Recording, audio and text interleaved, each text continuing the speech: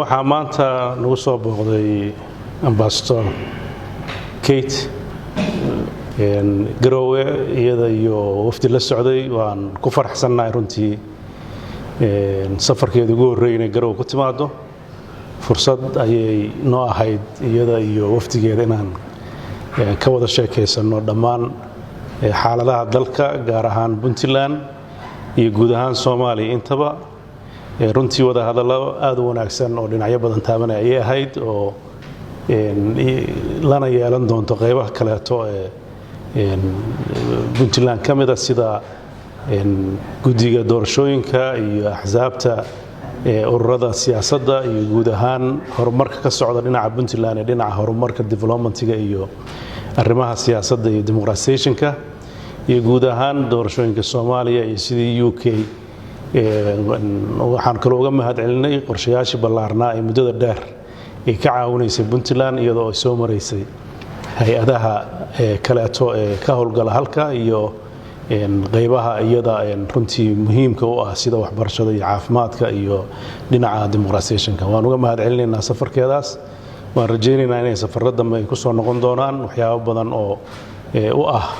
guud ahaan dalka Soomaaliya dan iyo gaar ahaan Puntland baan ka wada hadli doonaa waxaan runtii aad ugala hadalnay sidii dhaqaalaha loo kobcin lahaa maalgashiga wadamada adduunka gaar ahaan Ingiriiska ay u imaan lahaayeen marxaladan dalka Soomaaliya looga abuuri lahaa si deganaanshuhu uu si hirgalo in dhaqaalaha la kobciyo shaqo abuur la sameeyo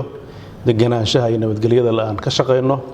iyo guud ahaan Soomaaliya intaba iyo arrimaha taagan siyaasadana xal waara looga gaari lahaa waa mahadsantahay Ambassador welcome. So I'm delighted to be here in Puntland State, my first as British Ambassador, and it's a real pleasure to discuss our support here,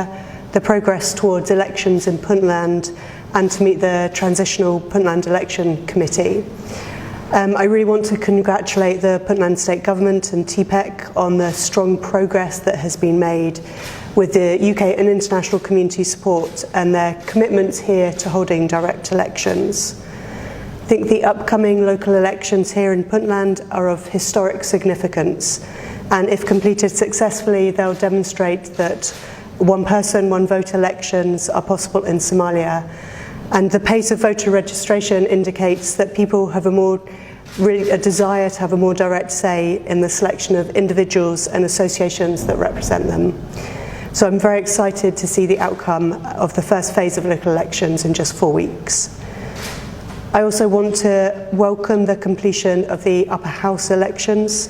and it's vital that the next stage in the federal elections process continues and proceeds as swiftly as possible through the lower house elections. We do remain concerned about the risks that the ongoing disputes between national leaders may pose to the process, and we agreed with President Denny the need for Somalia's leaders to continue to work together collectively in the interests of the people of Somalia and helping to restore the focus on the priority of conducting peaceful elections as agreed and set out in the 27th of May agreement. It's also essential these processes respect the rights of women to participate and that the minimum quota of 30% women's representation is achieved in the lower house. And I know it's something that TPEC and the local elections are also considering. So once again, I want to congratulate Puntland on the success so far and emphasize the responsibility you hold and the opportunity you have for both your state, but also to demonstrate to the rest of Somalia that a more accountable form of democracy is possible here and that the popular demand exists for that change. So President Denny, Your Excellency, many thanks to you, to the government and the people of Puntland for the warm welcome that you have extended to us today. Thank you.